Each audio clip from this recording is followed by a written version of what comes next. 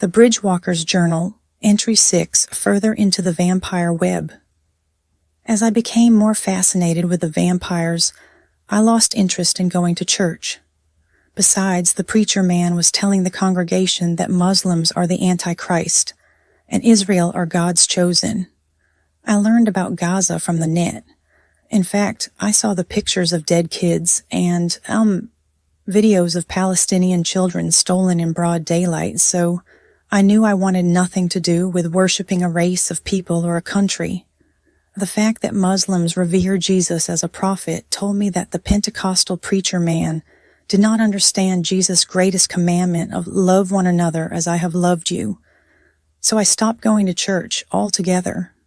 I still had great faith in the Catholic Church, though as well as its angels. Vaughn made many posts about feeding and nutritional supplements. Grape juice and red wine are both blood builders that will help those craving blood. In a pinch. He said you can tell your butcher that you want blood for blood soup if you can stomach animal blood. There was even instructions on how to use a syringe to draw blood from donors. The danger of blood drinking was highly stressed as the vampires were told to note the health of their donors as sickness is passed through the blood. I was amazed by the many blood donors called swans in the coven. The main traits released that stuck in my head were a fondness for blood, weakness when no energy or blood is taken. Sunlight is detrimental to vamps' eyes, so that sunglasses should always be worn. It is said that vampire skin is more susceptible to the sun too. The most interesting thing I learned was that Vaughn believed the vampire soul lives forever through reincarnation, and not the vampire's body. It was said that vampires retain a better memory of their past lives. I also noted that some people who are vampires do not know it, so they do not feed properly and have weight issues. Vaughn said that they are searching for something they crave and keep eating to find it. Silver and garlic have no effect. However, it was said that vampires do, indeed, heal faster. Everyone is entitled to believe as they will, but the vampires have not burned people to death for not believing as they do, like the Catholics and Protestants did in the burning times. But they have adapted and learned to feed on chi energy, which can also come from nature in lieu of blood. Vaughn said that the vampire breed is as old as the humans. On the morning after Pope Francis was named as the new pope, Vaughn's post congratulating the Catholic Church on their new pope was one of the first that I saw. It made me feel so warm inside that this left-hand path vampire was kind enough to recognize a Christian church on his line when my Protestant friends think Catholics are hell-bound.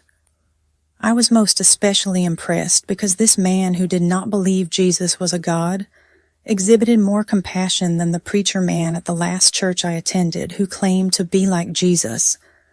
Thus further I was wrapped further into the silvery web. Vaughn also used the name Pendragon, and he had multiple wives who believed they were vampires too. Groups were formed that were teaching many different schools of magic. High Priestess Kathy was intoxicatedly sweet, and she conversed with me for Vaughn after the introduction in which the first astral cord was formed. High Priestess Roxy was a saucy lady who enjoyed the group for softcore porn. High Priestess Heather was a native soul from the Lakota tribe, and she was different as her energy held traces of fear, but also deep kindness that the other sister wives lacked. Old imaginary friends, such as Barb, that I had forgotten came back as she absorbed the energy from the vampiric magicians. High Priestess Kathy was checking in on me one day, and I told her the dreams I had about the Vamps Wars when I was younger. I asked her, "Miss Kathy, are you the vampire queen from my dream?" "That may well be. I will discuss it with my husband, Vaughn."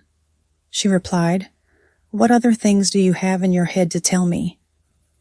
"Vaughn has so much compassion," said I. "He saved me from the visions I was having of killing myself, and my son has not been having his weird fits." "That is good news then," replied High Priestess Kathy. "I must go now, little sister, blessed be." "Oh, Oh, I was so touched in my heart to finally be accepted by someone that I was wrapped even deeper into the wispy silver astral web of the vampire coven.